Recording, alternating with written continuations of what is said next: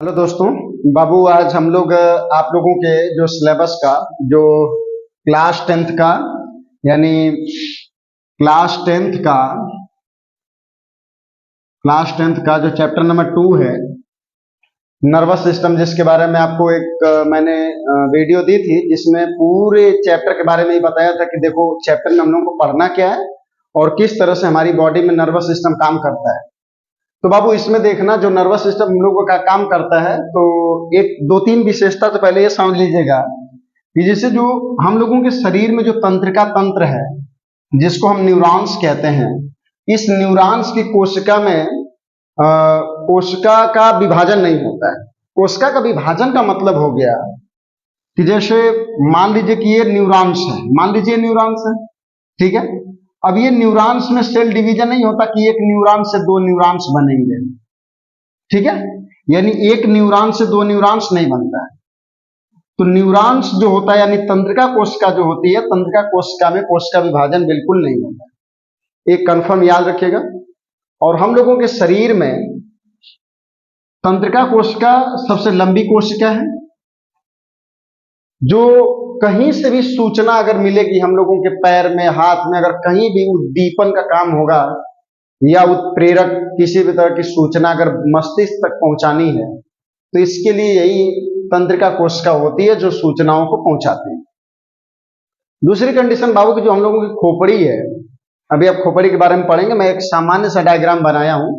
अगर आप बेहतर डायग्राम बनाना है आपको तो आप किसी अच्छी बुक ले करके जो कलरफुल हो उसको आप देख करके बना लीजिएगा। मैं आपको एक समझाने की पर्पज से डायग्राम बनाया हूं। तो पहले हम बाबू समझेंगे कि तंत्रिका तंत्र होता क्या है। जंतुओं में तंत्रिका तंत्र जो होता है वो देखिएगा सीधा, ये द्रुमिका है, ठीक है, और उसके बाद ये कोशिका काय इसे बोलते हैं, ये कोशिका काय है, बीच में ये दिख रहा आपको। इसके बाद ये केंद्रक है जो काला सा स्पॉट दिख रहा है। और ये जो द्रुमिका है इसकी खास एक विशेषता होती है कि ये चारों तरफ इस तरह से फैली हुई है। कहीं से भी कोई सूचना अगर पाएगी तो ये वाला जो सिरा है जो आपको दिख रहा है, ये इसका टॉप, ये सूचना पाएगी तुरंत किसके पास लेके जाएगी, कोशिका काय में सूचना चली जाती है। अब कहीं से भी सूचना आएगी तो ये सूचना कोशिका काय में जाती है जिसमें केंद्रक है बीच में, न्यूक्लियस इंग्लिश में इसे कहते हैं। और ये सूचना तंत्रिकाक्ष के थ्रू, ठीक ना, एक्सॉन्स इसे बोलते हैं, तो इसके थ्रू ये सूचना, इससे हो करके ये सूचना आसानी से बहुत तेजी से तंत्रिका के इंड भाग में चला जाता है, अंतिम सिरे में चला जाता है। बाबू देख रहे हैं ये अंतिम सिरा इसका। एक बार और समझिएगा, ये तंत्रिका तंत्र है और इस तंत्रिका तंत्र में ये जो द्रुमिका किनारे पर निकली हुई है स्पॉट जैसी संरचना जो एक धागे धागे जैसी आपको दिख रही होगी, इस धागे धागे संरचना की विशेषता है कि ये कहीं से भी सूचना को ग्रहण करेगा। जब सूचना को ये ग्रहण कर लेगा, ले लेगा, कौनो इंफॉर्मेशन बटोर लेगा, इकट्ठा कर लेगा अपने पास, तो ये सूचना इसके हेड क्वार्टर में लेके जाएगा, यानी कहां लेके जाएगा, कोशिका काय में लेके जाएगा। ये सूचना यहां पहुंचा देगा बाबू। जब यहां सूचना पहुंचाएगा तो पहुंचाना है यहां पर, ये लंबी कोशिका, इतनी लंबी कोशिका है, इस एक्सॉन्स के माध्यम से यानी तंत्रिकाक्ष के माध्यम से यह सूचना इसके इंड पर आती है। अब आपको लगता होगा कि ये इंड पे आती है तो खत्म हो जाती है सूचना, तो ऐसा नहीं है। होता क्या है कि एक न्यूरॉन्स यहां तक आया, उसके बाद दूसरा न्यूरॉन्स जो होता है, दूसरा न्यूरॉन्स यहीं से जुड़ा रहता है, यहीं से दूसरा न्यूरॉन्स जुड़ा रहता है, और वो क्या करता है कि यहां से इंफॉर्मेशन पुनः दूसरे सिस्टम में लेके जाता है, यानी दूसरे तंत्रिका तंत्र में लेके जाता है, दूसरे न्यूरॉन्स में लेके जाता है। एक न्यूरॉन्स जहां पर खत्म होता है दूसरा न्यूरॉन्स वहीं पे जुड़ा रहता है, इसी को कहते हैं सिनेप्सिस। इसको सिनेप्सिस कहते हैं, जहां पर एक न्यूरॉन्स दूसरे न्यूरॉन से आसानी से सूचना का आदान प्रदान करता है, यानी एक तरफ से सूचना दूसरी तरफ को जाती है। तो जहां पर ये दोनों जुड़े रहते हैं इसको सिनेप्टिक कहता है, सिनेप्टिक नर्व होते हैं, यहीं पे आपस में जुड़ी रहती है और इधर की सूचना आसानी से इस पार चली जाती है। और ये कोशिका बहुत लंबी होती है शरीर में, ताकि आसानी से नीचे की सूचना तुरंत आपके मस्तिष्क में चला जाता है, ठीक है ना। तो ये आपका न्यूरॉन्स है एग्जाम्स में अगर आता है, अगर परीक्षा में आएगा तो आप इसको आसानी से बना लेंगे, बहुत बड़ा नहीं है। बस आपको करना क्या कि अपने लेवल के हिसाब से एग्जामिनर को समझाना होता है। अब ऐसा नहीं कि आप क्लास 10th में पढ़ रहे हैं और एग्जामिनर को समझाने लगे आप बीएससी के हिसाब से, एमएससी के हिसाब से या इंटरमीडिएट के हिसाब से, तो ऐसा नहीं है। ठीक है, अपने स्तर पर आप उसे समझा सकते हैं कि देखिए एक ये न्यूरॉन्स है, इसमें सूचना किधर से आएगी, कहां जाएगी और उसके बाद कहां पहुंचेगी, उसके बाद किससे जुड़ेगी। ठीक है, अब दूसरी कंडीशन ये देखिएगा कि जब अंतिम सिरा पे पहुंच जाएगा तो दूसरा सिरा यहीं से जुड़ जाएगा और सूचना को आगे पहुंचा देगा। और आगे पहुंचाएगा तो कहां सूचना जानी चाहिए? सेंट्रल नर्वस सिस्टम में सूचना जानी चाहिए, जिसको हिंदी में कहते हैं केंद्रीय तंत्रिका तंत्र। ठीक है ना, सूचना यहां जानी चाहिए, केंद्रीय तंत्रिका तंत्र में सूचनाएं पहुंचनी चाहिए, जिसके माध्यम से हम उस सूचना के बारे में, यानी जो उद्दीपन आया उसके बारे में कोई निर्णय या कोई निश्चय कर सकें, या हमारा ब्रेन उसे समझ पाए कि ये किस तरह की सूचना है और किस तरह से हमें इस पे काम करना है। तो बाबू सोच समझना, जो हम लोगों के शरीर में केंद्रीय तंत्रिका तंत्र पाया जाता है वो होता क्या है? जैसे हम लोगों की एक खोपड़ी होती है और उसके बाद रीढ़ की हड्डी के अंदर एक सेंट्रल नर्वस सिस्टम होता है, जिसको हम यहां पर देख रहे हैं कि मेरु रज्जु कहते हैं। ठीक है ना, ये मेरु रज्जु है। स्पाइनल कॉर्ड, अब ये स्पाइनल कॉर्ड है, ठीक है ना, और ये स्पाइनल कॉर्ड होती है, इसके दाएं इस तरह से और इसके बाएं इस तरह से टोटली 31 जोड़ी तंत्रिका नर्व निकली रहती हैं, शाखाएं निकली रहती हैं जो चारों तरफ की, यानी जैसे मान लीजिए कि हम लोगों के इस पीठ में एक रीढ़ की हड्डी है, तो रीढ़ की हड्डी के अंदर से स्पाइनल कॉर्ड गया हुआ है। यह स्पाइनल कॉर्ड में जो शिराएं दोनों तरफ निकली हुई है सूचना बटोरने के लिए, वो कितनी जोड़ी होती है? 31 जोड़ी होती है बाबू। अगर इसे ओपन कर दें तो मान लीजिए कितना हो जाएगा? 62 हो जाएगा। ठीक है ना, 62 होती है। अब ये सेंट्रल नर्वस सिस्टम का हिस्सा है स्पाइनल कॉर्ड, ठीक है, और ये हो गया आपका ब्रेन। तो ब्रेन, जो आपका ब्रेन है और आपका स्पाइनल कॉर्ड है, ये दोनों मिलाया जाता है तो कहा जाता है केंद्रीय तंत्रिका तंत्र। ठीक है ना, तो आप ये समझिएगा केंद्रीय तंत्रिका तंत्र का मतलब क्या होता है। इसी को अंग्रेजी में कहते हैं सेंट्रल नर्वस सिस्टम, सीएनएस कहा जाता है इसी को। क्या कहते हैं बाबू? सीएनएस कहते हैं इसी को, सेंट्रल नर्वस सिस्टम, सीएनएस। और सीएनएस का मतलब क्या हो गया कि स्पाइनल कॉर्ड प्लस ब्रेन दोनों हमारे केंद्रीय तंत्रिका तंत्र का मूल हिस्सा है। कोई भी सूचना हमारे पैर से, हमारे पीठ और पेट से, हाथ से, कोई भी सूचना सबसे पहले ये न्यूरॉन्स से होते हुए स्पाइनल कॉर्ड में जाएगी और स्पाइनल कॉर्ड उस सूचना को कलेक्ट करके ब्रेन में पहुंचाता है। हमारे ब्रेन का टोटल जो भाग है, जो ब्रेन है, वो एक बॉक्स से घिरा हुआ है, जिसके चारों तरफ हड्डी, यानी इसके चारों तरफ पूरा हड्डी लगी हुई है ऊपर से। इसके अंदर न्यूरॉन्स भरा हुआ है। ये देखिएगा न्यूरॉन्स भरा हुआ, मनुष्य के मस्तिष्क में ये पूरा टोटल न्यूरॉन्स है। और इसके ऊपर से एक खोपड़ी, यानी जो कपाल या खोपड़ी लगी हुई है, इससे क्या होता है कि हमारे शरीर में जो ब्रेन है, हमारे शरीर का मोटर होता है। अब मोटर की विशेषता क्या होती है कि जैसे मोटर, जैसे अगर आपके घर पे ट्यूबवेल होगा तो ऐसा समझिएगा कि जैसे अगर 13 पुलिया पट्टा अगर ये सब टूट जाएगा ना तो कोनो दिक्कत नहीं है, मोटर काम करेगा। ठीक है, तो भी आपका सिस्टम चल जाएगा। लेकिन अगर बाबू मोटर जर जाएगा ना, अगर आपका जो शरीर का मोटर है, जैसे ट्यूबवेल का मोटर है, अगर मोटर जर जाएगा तो पुलिया चाहे जितनी भी महंगी हो, अब पट्टा चाहे जितना बढ़िया हो, लेकिन काम कौनो काम लायक नहीं है। सेम आप अपनी बॉडी पे समझिएगा कि हम लोगों के शरीर का सबसे मेन हिस्सा आपका ब्रेन है, और ब्रेन को बचाने के लिए नेचुरल रूप से इसके ऊपर अच्छा खासा प्रोटेक्शन लगा हुआ है। हड्डियां लगी हुई हैं इसमें, 8 हड्डी हमारे इस कपाल वाले हिस्से में पाया जाता है, इस वाले में जहां पे बाल आपको दिख रहा है, इसमें 8 हड्डी है। और हमारे चेहरे में 14 हड्डी है, नीचे वाले जबड़े को छोड़ करके, नीचे वाला जबड़ा लेकर के हमारे चेहरे में 15 हड्डी हो जाएगी। और इधर कान में 3 हड्डी होती है, इधर कान में 3 हड्डी होती है, तो टोटल कान में क्या हड्डी हो गई? 6।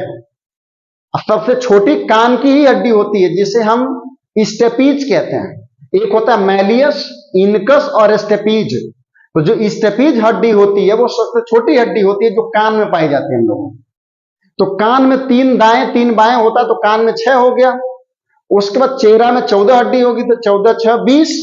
और नीचे एक हड्डी होती है इसमें जबड़े में 21।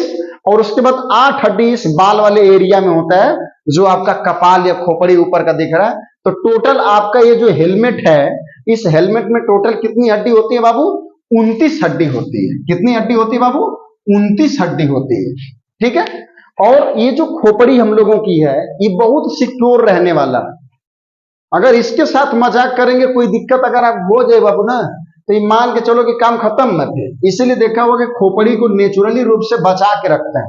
कई लेयर है इसके ऊपर, और उसके अंदर आपका न्यूरॉन्स भरा हुआ है, जिसमें हम किसी चीज को सूंघने, देखने, समझने, पढ़ने, याददाश्त, किसी भी तरह के शरीर में होने वाली ऐच्छिक क्रिया, अनैच्छिक क्रिया, सभी का नियंत्रण और नियमन ब्रेन के थ्रू होता है। अगर किसी का ब्रेन खराब हो जाता तो उसके बाद उसके शरीर में होने वाली लगभग सभी क्रियाएं बाधित होने लगती हैं। समझ पा रहे? तो ब्रेन आपके शरीर का सबसे महत्वपूर्ण हिस्सा है। और किसी को अब एक आपको सिंपैथी, या कह सकते हैं कि एक सामान्य जानकारी अगर आपको दे दें हम, तो जैसे आपके खोपड़ी का यानी मस्तिष्क का ये आगे वाला भाग है या पीछे वाला भाग है। कभी भी किसी के पीछे वाले सिरे पे, यानी ये वाला जो सिरा आपको वीडियो में दिख रहा होगा, मेरी खोपड़ी ये दिख रही है, इसमें ये ध्यान दीजिएगा कि यहां पर किसी को मत मारिएगा। यहां मार देंगे ना तो पूरा होकर फेसवा छोड़ देगा। आईकुल यहां मार देगा कौन के, तो आईकुल फेस होकर जो प्लक नीचे के जाए के, जो आईकुल नीचे का प्लक जात है ना, हाई जैसे नीचे के कुल प्लक जो गया लव ये जुड़ल। अब एजे कोनो के अगर मार देला ना, एक आध ईंटा खींच के मार देबा, चाहे पटरा उटरा से खींच के मार देबा ना, मरबत आईकुल जोन तारवा में जाके जुड़ल नीचवा का संसवा, ई कुल छोड़ दे, ओकर प्लग छोड़ दे। वो बेचारा बुलुर बुलुर खाली ताके टुकुर टुकुर, लेकिन कोनो काम लायक काम ना करे, कोमा में चला जाएगा। ये समझ लीजिएगा। इसलिए आप इतना ध्यान दीजिएगा कि कभी भी अगर किसी से लड़ाई झगड़ा अगर आप करते हैं, तो ये मेरी व्यक्तिगत सलाह होगी कि आप लड़ाई झगड़े में अगर थोड़ा बहुत एग्रेसिव और गुस्से में आ जाते हैं, तो ऐसा नहीं है कि आप किसी को ऐसे जगह पे मार दीजिए जिससे उसका कैरियर खत्म हो जाए। तो ये पीछे वाला हिस्सा होता है, ठीक है ना, जिसमें अभी आप ध्यान दीजिएगा कि ये आपका मेरु रज्जु है, ये आपका आगे वाला हिस्सा है जिसको हम अग्र मस्तिष्क कहते हैं। अंग्रेजी में इसको फोर ब्रेन कहा जाता है, फोर ब्रेन कहते हैं अंग्रेजी में। आगे वाले मस्तिष्क को, अग्र मस्तिष्क को फोर ब्रेन कहते हैं। बीच वाला जो होता है उसे मध्य मस्तिष्क या मिड ब्रेन कहते हैं। और जो पीछे वाला होता है बाबू, उसको कहते हैं पश्च मस्तिष्क, ठीक है ना, उसको पश्च मस्तिष्क कहते हैं। जो पीछे वाला होता है उसे पश्च मस्तिष्क कहा जाता है। और हम लोगों का जो आगे वाला मस्तिष्क होता है, जिसको हम फोर ब्रेन कहते हैं, इसका जो मेन काम होता है आपके शरीर में, तो इसका मेन काम आपके शरीर में हो जाएगा कि जैसे आप कोई किसी चीज को सूंघते हैं या सुनते हैं, या किसी तरह की अगर एक्टिविटी अगर आपके शरीर में हो रही है, तो उसका ये नियमन करता है। जैसे सूंघना हो गया या सोचना हो गया, तो जैसे कोई चीज आप सोचते हैं, जो सोचेंगे तो सोचना हो गया, या फिर सूंघते हैं, या फिर आप किसी चीज को देखते हैं, तो ये सभी सूचनाएं जो नियमित होती है वह किसके थ्रू होती है? अग्र मस्तिष्क में होती है। मध्य मस्तिष्क और पश्च मस्तिष्क हमारे शरीर में होने वाली अनैच्छिक क्रियाओं का नियमन करता है। मूल रूप से अनैच्छिक क्रियाओं का नियमन करता है, साथ में ऐच्छिक क्रियाओं का भी नियमन करता है। जैसे हमारे शरीर में खाना खाते हैं तो हमें ये नहीं कहना पड़ता कि खाना पच जाए, या हम सांस लेते हैं तो कभी हम सोचते नहीं है कि हम सांस लें, ऑटोमेटिक प्रक्रिया ये जीवन पर्यंत होती रहती है। खाना खा लेते हैं तो पेट में डाइजेशन शुरू हो जाता है। इसी तरह से जैसे आपकी हार्ट बीट यानी हृदय की धड़कन कंटिन्यू चल रही है, ऐसा नहीं है कि उसे फोर्स देना पड़ता कि भैया धड़धड़ा तू, तो ऐसा धड़धड़ाने वाला काम ये सब आपके ब्रेन और मस्तिष्क के कंट्रोल में होता है। मेडुला ऑब्लांगाटा जो होता है आपका पश्च मस्तिष्क का जो हिस्सा होता है, देखिए पिट्यूटरी ग्लैंड्स है जिसको पीयूष ग्रंथि कहते हैं, और एक हाइपोथैलेमस ग्लैंड्स, ठीक है ना, एक हाइपोथैलेमस है और एक पिट्यूटरी ग्लैंड्स है। ये ब्रेन में पाई जाती है, मस्तिष्क में, ठीक है ना। इसको मास्टर ग्रंथि कहते हैं और जो हाइपोथैलेमस होता है उसको, ठीक है ना, मास्टर्स ऑफ मास्टर ग्लैंड कहते हैं, ठीक है ना। ये पिट्यूटरी ग्लैंड्स का भी मास्टर होता है। तो हाइपोथैलेमस को मास्टर ऑफ मास्टर ग्लैंड्स कहते हैं, और पिट्यूटरी ग्लैंड जिसको पीयूष ग्रंथि कहते हैं इसको मास्टर ग्लैंड कहते हैं। और जो आपका ये पश्च मस्तिष्क होता है बाबू, पश्च मस्तिष्क में 3 भाग होते हैं, एक होता है पॉन्स, और एक होता है इसमें मेडुला ऑब्लांगाटा, और एक होता है इसका सेरेबेलम, सेरेब्रम होता है, ठीक है ना। तो इस तरह से 3 मस्तिष्क हैं। अब आप इतना ध्यान दीजिएगा कि हमारा जो मस्तिष्क होता है हमारी बॉडी में होने वाली ऐच्छिक और अनैच्छिक सभी क्रियाओं को नियमित करता है और कंट्रोल करता है, नियमित करता है। नियमित करना, कंट्रोल करना, रेगुलेट करने का मतलब होता है कि सुचारू रूप से ठीक ठाक तरीके से उसे चलाता है। अगर ये मान लीजिए कि मस्तिष्क किसी कारण से खराब हो गया और मस्तिष्क का कुछ हिस्सा काम नहीं कर रहा, कुछ कर रहा है, तो आपके शरीर का कुछ हिस्सा काम करना बंद कर देगा या काम होगा नहीं करेगा। इसलिए एज ए स्टूडेंट या फिर as a human beings, as a मनुष्य, हम ये उम्मीद करते हैं कि मनुष्य का एक खोपड़ी ठीक ठाक सोच पाता है। हम आगे का भी सोच लेते हैं, हम पीछे का भी सोच लेते हैं, सब इसी के भरोसे होता है। कल क्या करना है, कल क्या होगा, या कोई कार्यक्रम चल रहा है उसमें हमको ताली बजानी है, तो हमारे दिमाग में सेट है कि कार्यक्रम खत्म होगा तो ताली बजानी है। तो ये सभी चीजें जो हमारे ब्रेन में हो सकती है, ब्रेन हमारा सोचता रहता है और ब्रेन हमारा करता रहता है। तो ब्रेन हमारे शरीर का सबसे बिजी पार्ट्स है। हाँ, आप चाहे दुख में रहे चाहे सुख में रहे, आपका ब्रेन हमेशा काम करता रहता है। और ब्रेन हमारे शरीर में जितना भी खाना जाता है ना, जैसे हम लोग खाना खाते हैं, तो खाना जितना भी हमारे शरीर में जाता है उसका 25% जो हिस्सा है, जो फूड मटेरियल है, वो ब्रेन के सप्लाई के लिए जाता है। यानी ब्रेन आपका सबसे ज्यादा काम करता है आपके शरीर में, एक तरह से बिजी ऑर्गन है। और हमेशा इसको रिलैक्स और स्वतंत्र या अच्छे से रखने के लिए हम ऐसे फूड मटेरियल इनटेक करें जो बिल्कुल जंक फूड ना हो, एक स्वस्थ ठीक ठाक फूड हो, जिससे हमारे ब्रेन की क्रियाओं में किसी भी तरह की बाधा उत्पन्न ना हो और हमारी बॉडी में सभी क्रियाएं सुचारू रूप से चल सकें। तो ये था बाबू हम लोगों का मस्तिष्क। और साथ में देखिएगा प्रतिवर्ती क्रिया क्या होती है, रिफ्लेक्स एक्शन बोलते हैं। जैसे मान लीजिए कि कांटा चुभा, तुरंत आपने पैर हटा लिया, या फिर आपको लगा कि जैसे कोई आग जल रही है, हाथ रखा, तुरंत हटा लिया कि नहीं हाथ जल जाएगा। तो किसी क्रिया के प्रति होने वाली उसकी प्रतिक्रियाएं जो हमें ये महसूस कराती हैं कि हमें तकलीफ हो सकती है, हमें दिक्कत हो सकती है, उसी को हम रिफ्लेक्स एक्शन कहते हैं। जैसे कुछ हुआ, जैसे लाइट टच की और तुरंत अपना हाथ हटा लिया, फिर उसको जैसे टच किया लगा कि झटका मार रहा, तुरंत हटा लिया। तो ये जो क्रियाएं होती है हमारे ब्रेन के मेंटल पे होती है। ब्रेन हमारा ये सोचता है कि यहां पर हमें नुकसान है कि फायदा, और जैसे ही ब्रेन को लगता है कि यहां पे हमें नुकसान हो सकता है, ब्रेन हमें तुरंत ये आदेश देता है हमारी मसल्स को कि आप अपना हाथ यहां से हटा लीजिए। और मसल्स इतना एक्टिव तरीके से काम करती हैं कि हमारा हाथ पैर वहां से तुरंत हट जाता है। तो ये क्रियाएं सब कहलाती है आपकी प्रतिवर्ती क्रिया। और साथ में देखिएगा जैसे कुछ पौधे भी ऐसे होते हैं जिनमें पौधों में भी प्रतिक्रियाएं होती हैं, उनमें समन्वय होता है।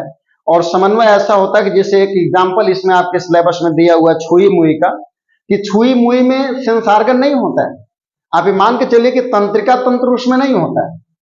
तंत्रिका तंत्र समझ रहे होंगे, न्यूरॉन्स हाइकुल जो बनाए थे ना, ये सब उसमें नहीं होता है। फिर भी आपने देखा होगा कि छुई मुई यानी मिमोसा पुडिका एक ऐसा प्लांट है, मिमोसा पुडिका, जिसको लाजवंती पौधा भी कहते हैं। लजा जाता है छूने पे, शर्मा जाता है। तो उस पौधे की विशेषता है कि अगर आप उसको टच कर देंगे ना, तो तुरंत मुरझा के पूरा एकदम जैसे लगेगा कि सही में लजाया गया है, और कुछ टाइम के बाद वो सही हो जाता है। तो ये प्रक्रिया होती कैसे बाबू, कि जैसे आप उसके किस हिस्से को टच कर रहे हैं ये देखना होता है। और उसमें जैसे आपने किसी एक हिस्से को, जैसे छुई मुई है मान लीजिए, तो अगर आपने यहां पे टच किया तो ये कोशिका, दूसरी कोशिका, तीसरी कोशिका, चौथी कोशिका, पांचवी कोशिका, छठवीं कोशिका, सातवीं कोशिका को आदेश देने लगता है। ये कोशिका कोशिका से सूचना जाती है। ऐसा नहीं है कि इसमें न्यूरॉन्स होता है कि यहां टच किया पूरा पौधा मुरझा गया। तो ये कोशिकाएं कोशिका कोशिका से इंफॉर्मेशन पहुंचाती है। और जहां पर पानी होता है, जहां पर छुई मुई में पानी थैली में भरा रहता है, वो थैली का पानी सिकुड़ जाता है। जब पानी सिकुड़ जाएगा तो उस पानी के भरोसे जो पौधा तना हुआ था वो पौधा मुरझा जाता है। तो ये सिकुड़ने और फैलने की जो प्रक्रिया होती है कोशिकाओं के उद्दीपन से काम करता है। और जैसे आपने छुई मुई को टच किया, जैसे ही छू दिया तो उसके बाद क्या होता है कि ये कोशिका सूचना देने लगती है, और जहां पे थैलियों में पानी भरा रहता है वहां पर जब ये सूचना जाती है तो पानी क्या होता है कि थैली से रिस जाता है, थैली से नीचे चला जाता है, और थैली जो पानी भरा हुआ था तो खूब तनिया के पूरा पौधा खड़ा था, और जैसे ही पानी निकलेगा वो बेचारा झुराई गया। छुई मुई के बाद बाबू हम लोग ये देखेंगे कि जो पादप हार्मोन्स होता है, इसे ध्यान दीजिएगा। पादप हार्मोन्स को अंग्रेजी में फाइटो हार्मोन्स कहते हैं, फाइटो हार्मोन्स कहते हैं। अब फाइटो हार्मोन्स की जरूरत क्या होती है कि पौधों में जिस तरह से हम लोगों में हार्मोन्स की आवश्यकता पड़ती है हमारे बॉडी में क्रियाओं को बैलेंस करने के लिए, संतुलित करने के लिए, उसी तरह से पौधों में भी उसके वृद्धि से संबंधित, फलों से संबंधित, उनके तने से संबंधित, और उनमें वृद्धि रोकने के लिए भी होता है, वृद्धि को बढ़ाने के लिए भी होता है, ठीक है ना। तो ध्यान दीजिएगा कुछ हार्मोन्स के बारे में। जैसे एक है जिब्रेलिन्स। जिब्रेलिन की खोज फंगस से हुई थी, जिस फंगस का नाम है जिब्रेला फ्यूजिकुरोई। आपके सिलेबस में दिया नहीं होगा लेकिन इसको सुन लीजिएगा कि जो जिब्रेलिन्स है ये जिब्रेला फ्यूजिकुरोई नामक फंगस यानी कवक से प्राप्त हुआ है यह, ठीक है ना। और इसकी खोज सबसे पहले जापान में हुई थी, और एक आदमी है यानी किसान था जापान का जिसका नाम था ई कुरोसावा। ई कुरोसावा ने सबसे पहले जिब्रेलिन की खोज की गई थी, और जिब्रेलिन की खोज उन्होंने किया था धान के खेत में। तो धान के खेत में सबसे पहले जिब्रेलिन की खोज हुई थी जापान में, ठीक है ना, ई कुरोसावा। और उस फंगस का नाम था जिब्रेला फ्यूजिकुरोई। तो उस फंगस के नाम पर इसका नाम जिब्रेलिन पड़ा हुआ है। ध्यान दीजिएगा कि एक फंगस का नाम था जिब्रेला फ्यूजिकुरोई, और जिब्रेला फ्यूजिकुरोई के नाम पर, क्योंकि ये जो केमिकल था जिब्रेलिन का वो उसी के अंदर था, फंगस के अंदर, और उसी के नाम पर इसका नाम जिब्रेलिन पड़ा हुआ है। जिब्रेलिन जो होता है कहां पाया जाता है बाबू? ये तने की वृद्धि में सहायक होता है। जैसे कोई पौधा बढ़ रहा है तो उसकी वृद्धि में सहायक होता है। और जो ऑक्सीन होता है ये पौधे के यानी पत्तियों के टिप पर पाया जाता है, सबसे पुनवी वाले पोर्शन में पाया जाता है, और उसमें वृद्धि करता है। तो ऑक्सीन होता है जो सबसे ऊपर वाले हिस्से में पाया जाता है, ठीक है ना। अब ऑक्सीन की एक विशेषता आपको बता दें कि जैसे कोई पौधा है तो उसमें ऑक्सीन का फॉर्मेशन उसके ऊपर वाले भाग में हो रहा है। धूप अगर किसी तरफ से पड़ रही है, धूप अगर जैसे घाम अगर लगत है तो घाम लगी ना, तो जिब्रेलिन जो होता है वो तो तने में पाया जाता है, और जो ऑक्सीन हार्मोन्स होता है पौधे में, होता क्या कि जिधर से धूप लगेगी ना तो ये जो ऑक्सीन होता है ये उस साइड में चला जाता है जिधर पौधे में धूप नहीं लगती है। समझ पा रहे हैं आप? इतना ध्यान दीजिएगा। जैसे मान लीजिए कि पेड़ है, अब पेड़ में इधर घाम लगत है लेकिन इधर यहाँ घाम ना लगत है, ठीक। अब यही सूर्य है, सन है, तो सूर्य से धूप लग रही है यहाँ पे, लेकिन इधर धूप नहीं लग रही है। तो जो ऑक्सीन होता है वो उस साइड जाता है जिधर धूप नहीं लगती, और इधर कोशिकाओं की वृद्धि में सहायक होता है, कोशिकाओं को जल्दी जल्दी लंबा करता है, बढ़ाता है, और ये कोशिकाएं वृद्धि करके प्रकाश के क्षेत्र में आती हैं, ठीक है ना। इसको प्रकाशानुवर्तन कहते हैं। प्रकाश की दिशा में जो वृद्धि हो रही है इसे प्रकाशानुवर्तन कहते हैं, ठीक है ना। फोटोट्रॉपिज्म अंग्रेजी में कहा जाता है इसे, ठीक है। तो जो ऑक्सीन होता है यह पौधे के टिप पोर्शन पर पाया जाता है, और यह कोशिकाओं की वृद्धि में सहायक होता है। जो जिब्रेलिन्स होता है पौधे के तने में सहायक होता है, तने की वृद्धि में सहायक होता है। एक है बाबू हार्मोन्स साइटोकाइनिन्स जो प्लांट में पाया जाता है, और यह कोशिका के विभाजन को बहुत तेजी से प्रेरित करता है।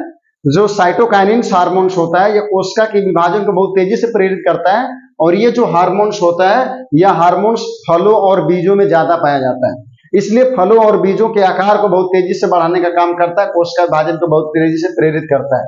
तो ये जो तीनों हार्मोन्स है, एक का नाम है जिब्रेलिन, एक का नाम है ऑक्सीन, एक का नाम है साइटोकाइनिन्स, ये पौधे के किसी न किसी हिस्से की वृद्धि में सहायक होते हैं, ठीक है ना। तो इनको प्रमोटर हार्मोन्स कहा जाता है, और जो पौधे की वृद्धि को किसी न किसी तरह से रोकने का प्रयास करते हैं उसको इनहिबिटर हार्मोन्स कहते हैं। जैसे है एब्सिसिक एसिड, ठीक है ना। तो एब्सिसिक एसिड क्या करती है कि संदमक का काम करती है, यानी पौधे की वृद्धि को रोकने का काम करती है, रिड्यूस करने का काम करती है, जिसको कहते हैं संदमक हार्मोन्स, और यह पत्तियों को मुरझा देती है। अब आप ही बताओ बाबू कि कौनो पेड़ अगर बढ़ेगा तो उसमें पत्ती का बहुत बड़ा रोल होता है, क्योंकि फोटोसिंथेसिस पतैये में होगा, और जब पतैये में फोटोसिंथेसिस ना वही पतैया मुरझा जाए तो जब पतई मुरझा जाए तो फोटोसिंथेसिस होबे ना करी, और जब फोटोसिंथेसिस ना होई तो ओकरे बाद पौधा में वृद्धि ना होई। तो ये हार्मोन्स है ना एब्सिसिक एसिड वाला ABA कहल जाला है, एब्सिसिक एसिड ABA जो हार्मोन्स है, ये हार्मोन्स क्या करता है कि पौधे की वृद्धि को रोकता है, बढ़ाता नहीं है, रोकता है, इसे इनहिबिटर अंग्रेजी में कहते हैं। और दूसरा है कि यह पतई को मुरझा देता है, और जब पतई मुरझा जाएगी तो फोटोसिंथेसिस नहीं होगा, और जब फोटोसिंथेसिस बाबू नहीं होगा तो ये समझ लो कि पौधे में वृद्धि नहीं होगी। तो ये हो गया आपका फाइटो हार्मोन जो पौधे में पाया जाता है, जिसके कारण पौधे में फल, बीज, फूल, उसके तने में वृद्धि, उसके जड़ में वृद्धि, उसके पत्तियों में ऊपर की तरफ वृद्धि, सभी वृद्धि और उसके नियंत्रक पत्तियों में या पौधों में, उसके तने में, फल में, फूल में पाए जाते हैं। हार्मोन्स के कारण नियंत्रित होता है। मनुष्य में यानी हार्मोन्स देखेंगे इधर आप, मनुष्य में, ह्यूमन बींग्स में, मनुष्य में भी हार्मोन्स पाया जाता है। हार्मोन्स एक ऐसा रासायनिक पदार्थ है जो हमारे शरीर के अंदर होने वाली क्रियाओं का नियमन करता है। और हार्मोन्स एक ऐसा केमिकल है जो डक्टलेस यानी ऐसी ग्रंथि से निकलता है जिसमें नलिका नहीं पाई जाती है, उसे नलिका विहीन ग्रंथि कहते हैं। ठीक है ना। तो बाबू ये चीज ध्यान से सुनिएगा, थोड़ा सा वीडियो अगर 2-4 मिनट लंबी हो जाएगी बाबू तो मान के चलिए कि ये वीडियो आपको बहुत कुछ सिखा देगी हार्मोन्स के बारे में और उनकी ग्रंथियों के बारे में। बस ध्यान से सुनते रहिएगा, थोड़ा सा समझ लीजिएगा, समझ लेंगे तो ज्यादा बेहतर होगा आपके लिए। तो अब ये समझिएगा बाबू कि जैसे ये समझिएगा कि जैसे जो ग्लैंड्स होती है, ग्लैंड्स को अंग्रेजी हिंदी में ग्रंथि कहते हैं। जो ग्रंथि होती है वे 2 तरह की होती है। और ग्रंथि क्या होती है कि एक थैली जैसी संरचना होती है जिसमें तरल पदार्थ भरा होता है, और ये क्या करता है, कहीं से ओपन होता है तो उसी के माध्यम से निकलता है। अब जिसमें ओपन होने के बाद सीधा ब्लड वेस्कुलर सिस्टम की सप्लाई से जुड़ जाता है, यानी मान लीजिए कि ब्लड वेसल्स है, तो जो ब्लड वेसल्स की सप्लाई से डायरेक्ट जुड़ता है, तो ऐसी ग्रंथि जिसमें नलिका नहीं होती है, डायरेक्ट खुलता कहां पर है, ब्लड वेसल्स में, तो इसको कहते हैं इंडोक्राइन, इंडोक्राइन ग्लैंड्स। ऐसी ग्लैंड्स जो सीधा खुलती कहां पर है, ब्लड वेसल्स में खुलती है, तो ये ग्रंथि हो गई और सीधा कहां खुलेगी, ब्लड वेसल्स में। तो ये ग्लैंड्स हो गई बाबू इंडोक्राइन, ठीक है ना। और इंडोक्राइन जो ग्लैंड्स होती है इससे क्या निकलता है बाबू, हार्मोन्स निकलता है, ठीक है ना। तो इंडोक्राइन ग्लैंड से हार्मोन्स निकलता है। और दूसरी जो ग्रंथि होती है जिसको हम कहते हैं एक्सोक्राइन, ठीक है ना। एक्सोक्राइन जो ग्लैंड्स होती है इसको बाह्यस्रावी ग्रंथि कहते हैं। एक्सोक्राइन को बाह्यस्रावी ग्रंथि कहते हैं और इंडोक्राइन को अंतःस्रावी ग्रंथि कहते हैं। तो जो एक्सोक्राइन ग्लैंड्स होती है इससे क्या निकलता है बाबू, एंजाइम निकलता है। क्या निकलता है बाबू, एंजाइम निकलता है। तो हम लोगों के शरीर में जो एंजाइम का सिक्रीशन होता है वो किस ग्रंथि से होता है, एक्सोक्राइन ग्लैंड से होता है, जिसको हम बाह्यस्रावी ग्रंथि कहते हैं। और जो हार्मोन्स होता है वो इंडोक्राइन ग्लैंड से निकलता है, जिसको हम अंतःस्रावी ग्रंथि कहते हैं। तो हार्मोन्स जो निकलता है वो अंतःस्रावी ग्रंथि से निकलता है, और जो एंजाइम निकलता है वो एक्सोक्राइन ग्लैंड से निकलता है। हम डाइजेशन जब आपको पढ़ाया था तो हमने एंजाइम के बारे में बताया था और एंजाइम के ग्लैंड्स के बारे में बताया था, जिसमें लार ग्रंथियां आती हैं, उसमें आपका गैस्ट्रिक ग्लैंड्स आता है, उसमें साइकस इंटेरिकस आता है, वो सभी एंजाइम सिक्रीट करते हैं। यहाँ पर हम पढ़ेंगे बॉडी के केमिकल्स के बारे में, हार्मोन्स के बारे में। और हार्मोन्स के लिए पहले आप ये देखिए कि हम लोगों के शरीर में कौन कौन सी ग्लैंड्स है जिससे हार्मोन स्रावित होता है। तो एक है पिट्यूटरी ग्लैंड्स, और एक है हाइपोथैलेमस, और एक है पीनियल। ये तीनों हम लोगों के खोपड़ी में पाया जाता है। जो हाई देख रहे हैं ना, तो इस खोपड़ी में पाया जाता है, इसको कहते हैं पिट्यूटरी, हाइपोथैलेमस और पीनियल ग्लैंड्स। अगर नियमता देखा जाए तो हाइपोथैलेमस को आप ऊपर लिख सकते हैं, पिट्यूटरी को अगर नीचे लिख सकते हैं, पीनियल को उसके नीचे लिख सकते हैं, ठीक है ना। पिट्यूटरी ग्लैंड्स जो होती है इसी को हिंदी में पीयूष ग्रंथि कहते हैं, और जो पीयूष ग्रंथि होती है हमारे शरीर की मास्टर ग्रंथि होती है। और जो हाइपोथैलेमस होता है यह मास्टर का भी मास्टर होता है, यानी पिट्यूटरी ग्लैंड्स का भी ये मास्टर होता है, इसलिए इसको हाइपोथैलेमस को मास्टर ऑफ मास्टर कहते हैं, मास्टर का मास्टर कहते हैं। इसको मास्टर ग्लैंड्स कहते हैं, इसको मास्टर ऑफ मास्टर ग्लैंड्स कहते हैं। एक हो गया पीनियल ग्लैंड्स, ये तीनों हम लोगों के खोपड़ा में पाया जाता है, ठीक है ना। खोपड़ा का मतलब भाई हेलमेट जो आपको दिख रहा है ना, ये पूरा हेलमेट इसमें पाया जाता है, फर में पाया जाता है। इसके बाद अब आपको थायराइड और थाइमस ग्लैंड्स। थाइमस ग्लैंड्स जो होती है वो चेस्ट में यहां पर पाई जाती है, और जो आपका ये थायराइड ग्लैंड से गले के पास पाई जाती है, ठीक है ना। इसी थायराइड ग्लैंड्स में, ठीक है ना, अगर इसी थायराइड ग्लैंड्स में आयोडीन की कमी हो जाता है तो घेंघा रोग होता है, ठीक है। उसके बाद थाइमस ग्लैंड्स है, उसके बाद एड्रिनल ग्लैंड्स है। एड्रिनल ग्लैंड्स जो होता है बाबू ना, एक किडनी के ऊपर पाया जाता है, ठीक है ना। और एक है पेनक्रियाज। पेनक्रियाज जो ग्लैंड्स होता है बाबू, ध्यान दीजिएगा, पेनक्रियाज को हिंदी में अग्नाशय कहते हैं। पेनक्रियाज को हिंदी में क्या कहते हैं? अग्नाशय कहते हैं, अग्नाशय कहते हैं। और अग्नाशय एक ऐसी ग्रंथि होती है बाबू जिसे आप इंडोक्राइन, इंडोक्राइन और साथ में उसे एक्सोक्राइन दोनों कह सकते हैं। इंडोक्राइन भी कहते हैं, एक्सोक्राइन भी कहते हैं। इंडोक्राइन इसलिए कहते हैं कि इसमें से क्या निकलता है? हार्मोन्स निकलता है। एक्सोक्राइन इसलिए कह सकते हैं कि इसमें से क्या निकलता है? एंजाइम निकलता है। ध्यान देना बाबू, मैंने बोला था कि इंडोक्राइन ग्लैंड से क्या निकलेगा? हार्मोन्स। एक्सोक्राइन से क्या निकलेगा? एंजाइम। यहां पर आप देखिएगा कि जो पेनक्रियाज ग्लैंड होती है शरीर की दूसरी सबसे बड़ी ग्रंथि है। पेनक्रियाज शरीर की दूसरी सबसे बड़ी ग्रंथि है, और दूसरी सबसे बड़ी ग्रंथि की एक विशेषता होगी कि यह इंडोक्राइन यानी हार्मोन्स निकालता है, एक्सोक्राइन यानी एंजाइम निकालता है। ये दोनों काम करता है, इसलिए इसे मिश्रित ग्रंथि हिंदी में कहते हैं, और अंग्रेजी में इसको मिक्स ग्लैंड कहते हैं या कॉम्प्लेक्स ग्लैंड कहते हैं, जटिल ग्रंथि कहते हैं, ठीक है ना। अब एक चीज और ध्यान से सुनिएगा, ये ग्रंथि होगी, उसके बाद हो गया एक टेस्टिस, हिंदी में इसको वृषण कहते हैं, इसको हिंदी में वृषण कहते हैं। वृषण जो होता है वो मेल में पाया जाता है, मेल को हिंदी में नर कहा जाता है, और ऐसे तो आप कह सकते हैं कि आदमी, ठीक है ना, अपनी भाषा में समझने के लिए आप आदमी भी कह सकते हैं। आदमी को नर कहते हैं, नर में वृषण ग्रंथि पाई जाती है। यह वृषण ग्रंथि सिर्फ मेल में होती है, फीमेल में नहीं होती। फीमेल में क्या होता है? अंडाशय होता है, जिसको अंग्रेजी में क्या कहते हैं?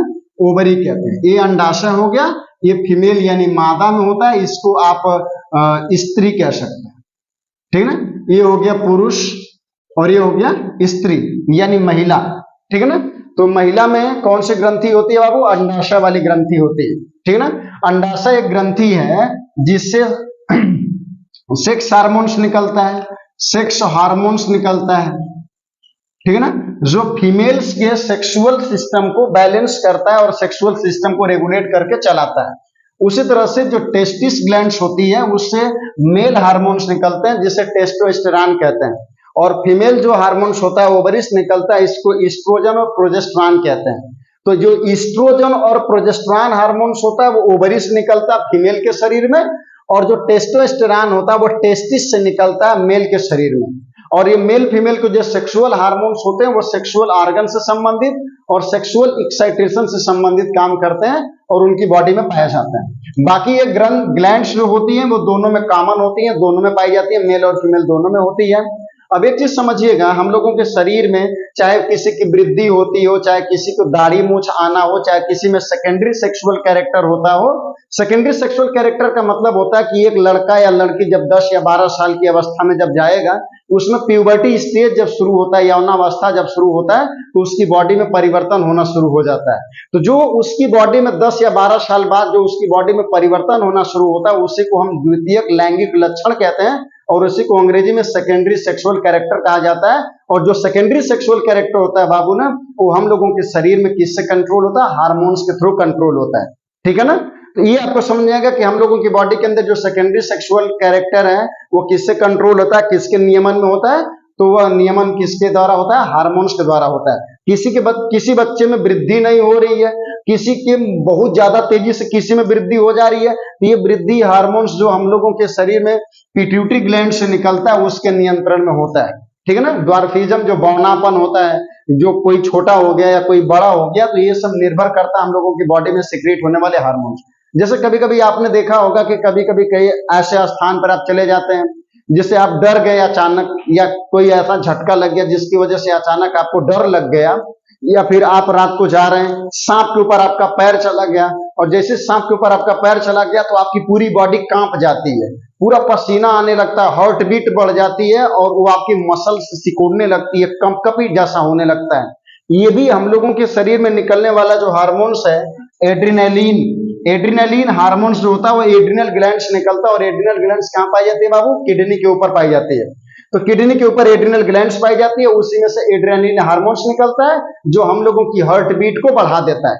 जैसे ही हम लोगों के शरीर की हार्ट बीट बढ़ेगी तो कोशिका के अंदर ऑक्सीजन की सप्लाई तेजी से जाने लगता है, क्योंकि हम लोगों के शरीर में ऑक्सीजन की सप्लाई ब्लड के माध्यम से होती है। और ब्लड किसके द्वारा पंप किया जाता है? हृदय के माध्यम से पंप किया जाता है। जब हृदय तेजी से धड़कने लगेगा तो ऑक्सीजन की सप्लाई हमारी कोशिकाओं में तेजी से होने लगती है। जब बाबू तेजी से सप्लाई होने लगेगी, आप समझिएगा, जब तेजी से सप्लाई होने लगेगी तो आपकी बॉडी में ऊर्जा उतनी तेजी से बनने लगती है, और जो मसल्स होती है वो धमनियां सिकुड़ जाती हैं, और आपकी बॉडी में एक अलग से एनर्जी प्रोड्यूस होने लगता है उसकी वजह से, जिससे आप किसी चीज से अगर डर रहे हैं तो थोड़ा बहुत उससे आपको क्या मिल जाता है? सहारा मिल जाता है। ठीक है ना? तो ये होता है आपके सेल्फ बॉडी सपोर्ट के लिए होता है कि एड्रेनलिन जो हार्मोन्स निकलता है वो एड्रिनल ग्लैंड से निकलता है, और इसका काम होता है आपकी बॉडी को एक इंटरनली सहारा या सपोर्ट प्रदान करना, जो किसी ऐसे शॉक कंडीशन में आता है, ऐसे झटका वाली कंडीशन में आता है जिसमें आप किसी कारणवश डरे हुए हो। तो ये चीज ध्यान देना बाबू कि हम लोगों के शरीर में जो सेकेंडरी सेक्सुअल कैरेक्टर होता है या इंसुलिन होता है, ग्लूकागॉन होता है, इन सब का फंक्शन है। अब एक चीज आप ये समझिएगा कि जो ये वाला पेनक्रियाज ग्लैंड्स है, पेनक्रियाज ग्लैंड्स ये दिख रहा है आपको, पेनक्रियाज ग्लैंड्स की विशेषता होती है कि ये इंडोक्राइन और एक्सोक्राइन दोनों काम करता है। ठीक है ना? तो जो इंडोक्राइन और एक्सोक्राइन दोनों काम करता है, तो ध्यान दीजिएगा कि जो पेनक्रियाज होता है, पेनक्रियाज, ठीक है ना, ये पेनक्रियाज क्या है? ग्लैंड्स है। पेनक्रियाज क्या है? ग्लैंड्स है। और इस ग्लैंड से क्या निकलता है? हार्मोन्स निकलता है। हम हार्मोन्स की बात करेंगे, एंजाइम्स की बात नहीं करेंगे। ठीक है ना? तो हार्मोन्स निकलता है। हार्मोन्स कै ठो निकले? दो ठो बाबू। एक होता है इंसुलिन और एक होता है ग्लूकागॉन। ग्लूकागॉन। अब देखो बाबू, इंसुलिन क्या करता है कि जैसे हमन का नस मतलब जो में खून बहाला ना, तो इंसुलिन अगर खून में मान ला शुगर ढेर हो जाए तो प्लस मतलब बढ़ जाना। ठीक है ना? तो जब हमन के शरीर में शुगर अगर ढेर हो जाला, ठीक है ना, शुगर अगर बढ़ जाए तो जो इंसुलिन हार्मोन्स होला ना, वो शुगरवा के क्या करला? कम कर देला। ठीक, कम कर देता है, इसी शुगर को कम कर देता है। समझ पा रहे? ये इंसुलिन हार्मोन्स क्या करता है कि हम लोगों के शरीर में शुगर को बैलेंस करता है। ढेर हो जाए तो क्या करता है? कम करने का काम करता है। ठीक। और होता क्या है कि जब अगर हमारा पेनक्रियाज ग्लैंड्स खराब हो जाता है तो हमारे शरीर में इंसुलिन हार्मोन्स का सिक्रीशन बंद हो जाता है। अब आप समझिए बाबू, पेनक्रियाज ग्लैंड्स अगर खराब होती है तो इंसुलिन हार्मोन्स का बहना बंद हो जाएगा, तो हमारे शरीर में शुगर अगर बढ़ेगा तो उसे कोई रोकने वाला हार्मोन्स नहीं है। इसी को कहते हैं डायबिटीज या शुगर वाली बीमारी। ठीक है, मधुमेह बीमारी इसी को कहते हैं। जब हम लोगों का शुगर लेवल बढ़ने लगता है और आपकी ये ग्लैंड्स खराब हो गई है तो इंसुलिन हार्मोन्स नहीं निकल रहा है। जब इंसुलिन हार्मोन्स नहीं निकलेगा तो आपके ब्लड में शुगर लेवल बढ़ता चला जाएगा, और जब बढ़ने लगेगा तो समस्या होने लगेगी, क्योंकि ब्लड में शुगर बढ़ रहा है। इसकी वजह से ब्लड अब पूरी बॉडी में घूम रहा है तो आपके अन्य सिस्टम को भी खराब करेगा। तो हम क्या करते हैं कि आर्टिफिशियल बाहर से दवाई लेते हैं, इंजेक्शन लेते हैं। डॉक्टर आपको इंजेक्शन देगा इंसुलिन का। जब इंसुलिन का इंजेक्शन देगा तो वह इंसुलिन की जो दवा होती है इसी शुगर को फिर कम कर देती है। ठीक है ना? और ये लंबे समय तक होता नहीं है, फिर कम हो जाएगा, फिर इंजेक्शन लेंगे, फिर कम होगा, फिर इंजेक्शन लेंगे। इसलिए आप अपने खान पान को पूरा बैलेंस करेंगे, ठीक ठाक खाना खाएंगे, अच्छा खाना खाएंगे, कंप्लीट फूड लेंगे, ताकि आपका पेनक्रियाज सही सलामत जीवन भर काम करे, ताकि आपको किसी तरह की शुगर वाली बीमारी कभी नहीं होगी। साथ में देखिएगा जो ग्लूकागॉन हार्मोन्स होता है इसकी विशेषता क्या होती है बाबू? कभी कभी ऐसा होता है कि हम लोगों के शरीर में जब ज्यादा शुगर हो जाता है, हम लोगों के शरीर में जब ज्यादा शुगर हो जाता है तो इंसुलिन क्या करता है? शुगर को कम कर देता है, और शुगर को किस में कन्वर्ट कर देता है? ग्लाइकोजन में कन्वर्ट कर देता है। किस में कन्वर्ट कर देता है बाबू? ग्लाइकोजन में कन्वर्ट कर देता है। समझ पा रहे हैं? धीरे धीरे ध्यान से सुनिएगा। मेरे कहने का मतलब है कि जो इंसुलिन हार्मोन्स होता है, ज्यादा शुगर हो जाएगा तो उस शुगर को ग्लाइकोजन में बदल देता है, और जो ग्लाइकोजन होता है वो पॉलीसेकेराइड है, और पॉलीसेकेराइड स्वाद में मीठे नहीं होते हैं, इसलिए शुगर लेवल कम हो जाता है। अब होता क्या बाबू कि अगर शुगर ज्यादा कम हो जाएगा तो भी दिक्कत है। तो जब ज्यादा कम हो जाएगा तो बढ़ाएगा कौन? बढ़ाता कौन है? ग्लूकागॉन हार्मोन्स बढ़ाता है। और ग्लूकागॉन हार्मोन्स क्या करेगा कि हम लोगों के शरीर में अगर शुगर लेवल कम हो गया है, ये शुगर लेवल हम लोगों के शरीर में कम हो गया है, तो इसको क्या करेगा? प्लस करेगा। ठीक है ना, प्लस करेगा। तो प्लस करेगा तो कहां से लाएगा वो शुगर, तो वही शुगर आएगा जो शुगर जब अतिरिक्त था तो किस रूप में स्टोर था, ग्लाइकोजन के रूप में स्टोर था। और यही ग्लाइकोजन पुनः किस रूप में टूटेगा, शुगर के रूप में टूटेगा। तो इस ग्लाइकोजन को किस रूप में तोड़ेगा, शुगर के रूप में तोड़ेगा। कौन तोड़ता है, ग्लूकेगान तोड़ता है। अगर कुछ नहीं समझ में आया होगा आपको तो एक कंसेप्ट और समझ लीजिएगा, चीजें क्लियर हो जाएंगी। तो बाबू एक चीज समझना, बस ध्यान से सुनिएगा, मेरे कहने का मतलब है, देखो इंसुलिन आई और ग्लूकेगान जी।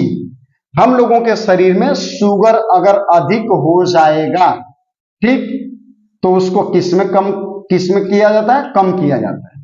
ठीक, तो जब कम करेंगे तो उस शुगर जो अतिरिक्त है वो कहां जाएगा, क्या बनेगा, ग्लूकेगान बनेगा, ग्लाइकोजन बनेगा। ठीक है ना, ग्लाइकोजन बन गया, किसमें बना, इंसुलिन में बना। ठीक है ना, और शुगर आपका हो गया कम, यानी ढेर से होगल कम, जो ढेर शुगर रहा वो का होगल, ग्लाइकोजन बन गया।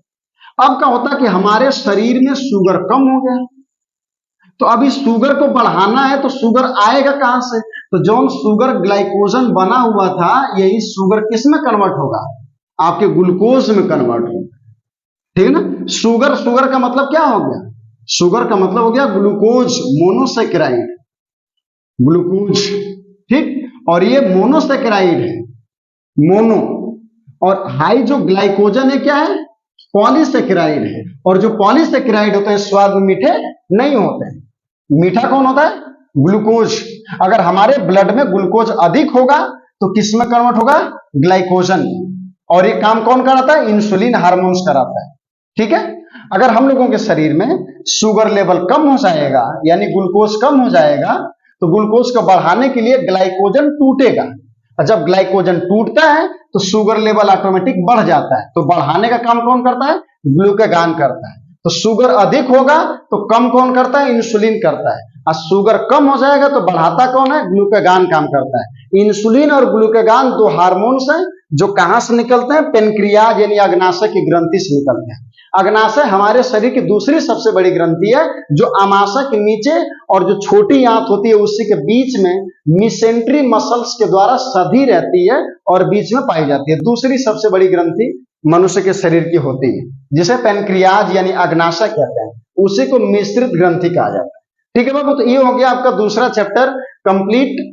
उम्मीद करते हैं कि आप वीडियो को पूरा कंप्लीटली देखते होंगे। आपका पहला चैप्टर कंप्लीट हो गया है, ठीक है ना, पहला चैप्टर जो लाइव प्रोसेस था वो कंप्लीट हो गया। दूसरा चैप्टर जो आपका दूसरा चैप्टर था जिसको आप कहते हैं, चैप्टर का नाम है कंट्रोल एंड कोऑर्डिनेशन, ठीक है ना, नियंत्रण एवं समन्वय, तो ये कंप्लीट हो गया आपका। इसके बाद आप पढ़ेंगे रिप्रोडक्शन प्लांट में और एनिमल में किस तरह से रिप्रोडक्शन होता है, चैप्टर नंबर 3 है हाई स्कूल का।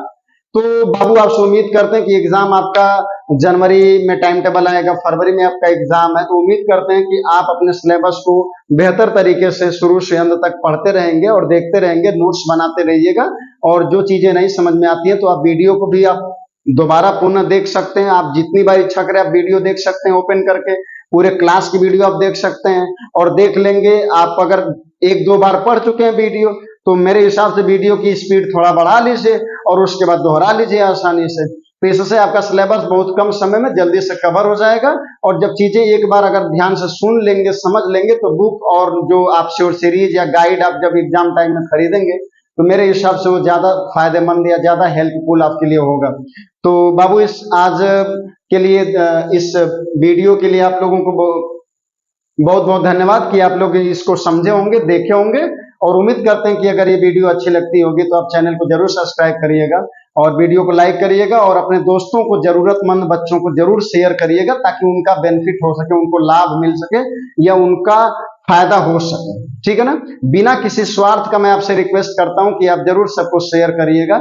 शेयर करने में आपका कुछ नहीं जाता बाबू, बस आप शेयर कर सकते हैं, 1-2 लोगों को, 4 लोगों को बता सकते हैं। इससे क्या होगा कि उन लोगों को भी वीडियो मिल पाएगी, उन लोगों को भी ये कंटेंट मिल पाएगा जो बिल्कुल निःशुल्क होगा, आसानी से वो पढ़ लेंगे, कंटेंट समझ लेंगे, ताकि जब आप 11th में जाएंगे पढ़ने के लिए तो आपको बहुत ज्यादा समस्या का सामना नहीं करना पड़ेगा जीव विज्ञान में। बहुत बहुत धन्यवाद आपको।